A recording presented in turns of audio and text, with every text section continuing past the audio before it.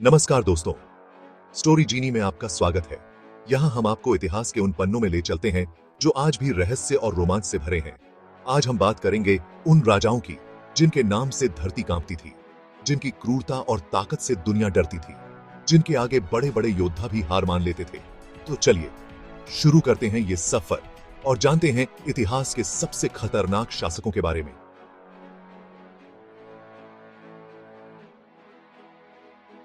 Genghis Khan, Mongol साम्राज्य का क्रूर शासक। दोस्तों, क्या आपने कभी सोचा है कि एक ऐसा राजा कैसा होगा जिसकी क्रूरता की कहानियां सैकड़ों साल बाद भी लोगों को डरा देती हैं?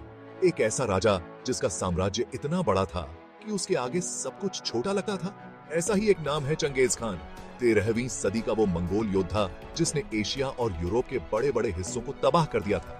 सोचिए, विशाल मैदान, जहां देखो बस मंगोल सेना ही सेना। उनके घोड़े इतने थे कि कहा जाता है कि जहां जहां वो जाते थे वहां घास भी नहीं उगती थी। चंगेज खान सिर्फ एक योद्धा नहीं था, बल्कि एक चालाक सेनापति भी था। उसकी युद्ध नीतियां इतनी भयानक होती थीं कि दुश्मन सेनाओं के पास हार मानने के अलावा कोई चारा नहीं होता था। एक तरफ जहां वो क्रूर योद्धा था, वहीं दूसरी तरफ वो एक होशियार राजा भी था जिसने अपने साम्राज्य को बहुत बड़ा बनाया। उसने व्यापार को बढ़ावा दिया, नई नई चीजें सीखी और अपने साम्राज्य को बदल डाला। लेकिन उसकी ये सब अच्छाइयां उसकी क्रूरता के आगे कुछ नहीं थीं। लाखों लोग उसके जुल्मों का शिकार हुए, लाखों लोगों को मार डाला गया। कहते हैं कि चंगेज खान ने इतने लोग मारे थे कि दुनिया की आबादी ही कम हो गई थी। चंगेज खान की कहानी हमें बताती है कि ताकत और क्रूरता का खेल कितना खतरनाक हो सकता है।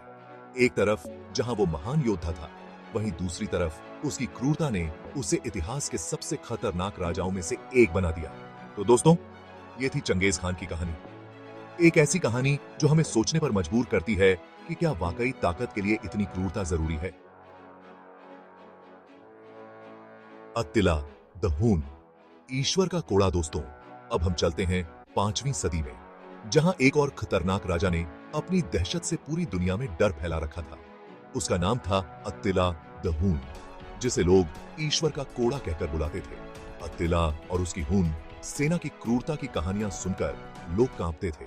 सोचिए, आप अपने घर में बैठे हैं और अचानक आपको पता चलता है कि अत्तिला और उसकी सेना आपके शहर की तरफ आ रही है। आपके पास भागने का कोई रास्ता नहीं है, क्योंकि जहां जहां अत्तिला जाता था वहां बस तबाही और बर्बादी होती थी। अत्तिला की सेना इतनी क्रूर थी कि लोग उसके नाम से ही अपने शहरों को खाली कर देते थे।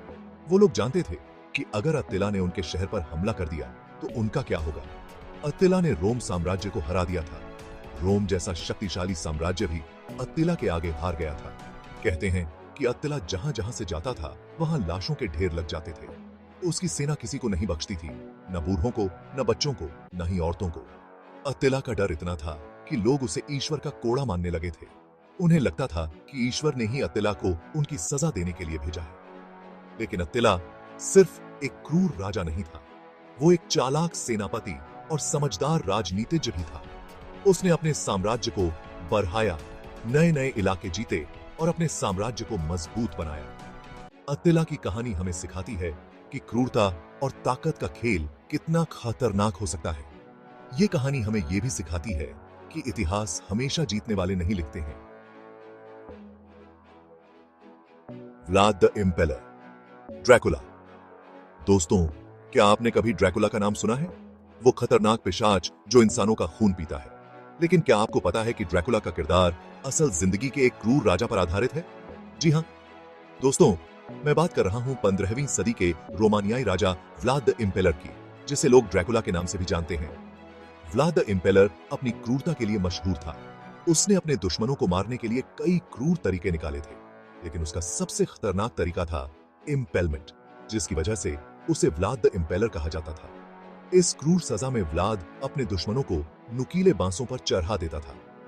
वो बांस इतने नुकीले होते थे कि वो सीधे इंसान के शरीर को चीरते हुए आर पार निकल जाते थे। सोचिए उस दर्द की, उस तकलीफ की जो उन लोगों ने सहेली होगी जिन्हें व्लाद द इम्पेलर ने इस क्रूर सजा का शिकार बनाया होगा। कहते हैं कि व्लाद ने एक बार तो अपने दुश्मनों के लिए एक पूरा जंगल ही नुकीले बांसों से भर दिया था। वो जंगल मानो मौत का जंगल बन गया था। व्लाद देशे इम्पेलर सिर्फ अपने दुश्मनों के लिए ही क्रूर नहीं था, बल्कि वो अपने ही लोगों के लिए भी बहुत सख्त था। वो चाहता था कि उसके राज्य के लोग हर नियम का पालन करें, चाहे उसके लिए उन्हें कितनी भी कठोर सजा क्यों न भुगतनी पड़े। व्लाद द इम्पेलर की कहानी हमें सिखाती है कि क्रूरता की भी एक हद होती है। उसकी कहानी हमें यह भी सिखाती है कि इंसान के अंदर कितनी क्रूरता भरी हो सकती है। जोसेफ स्टालिन, आधुनिक विश्व का क्रूर तानाशाह। दोस्तों, अब तक हमने इतिहास के उन राजाओं के बारे में जाना जिनकी क्रूरता सैकड़ों साल पहले दुनिया में मशहूर थी। लेकिन क्या आप जानते हैं कि 20वीं सदी में भी एक ऐसा शासक हुआ जिसकी क्रूरता के आगे चंगेज खान और अतिला द हून भी फीके पड़ जाते हैं? मैं बात कर रहा हूं सोवियत संघ के तानाशाह जोसेफ स्टालिन की। स्टालिन के शासनकाल में लाखों लोगों को मार डाला गया। स्टालिन का शासनकाल डर और आतंक का शासनकाल था। उसकी गुप्त पुलिस, जिसे एनकेवीडी के नाम से जाना जाता था, हर जगह मौजूद थी। एनकेवीडी का काम था स्टालिन के विरोधियों को ढूंढना और उन्हें खत्म करना। एनकेवीडी के पास बहुत ताकत थी। वो किसी को भी गिरफ्तार कर सकती थी, बिना किसी मुकदमे के, बिना किसी सबूत के। सोचिए, आप अपने घर में सो रहे हैं और अचानक दरवाजे पर आवाज होती है। आप दरवाजा खोलते हैं और सामने खड़े होते हैं एनकेवीडी के गुंडे। वो आपको बिना कुछ बताए, बिना कुछ कहे उठाकर ले जाते हैं। आपको नहीं पता कि आपको कहां ले जाया जा रहा है, आप पर क्या इल्जाम है, आपका क्या कसूर है। आपको बस इतना पता है कि आप स्टालिन के खिलाफ हो गए हैं और अब आपका अंत निश्चित है। स्टालिन ने अपने ही लोगों पर अत्याचार करने के लिए कई क्रूर तरीके निकाले थे। लोगों को जबरन मजदूरी के लिए भेजा जाता था, उन्हें भूखा रखा जाता था, उन्हें प्रताड़ित किया जाता था।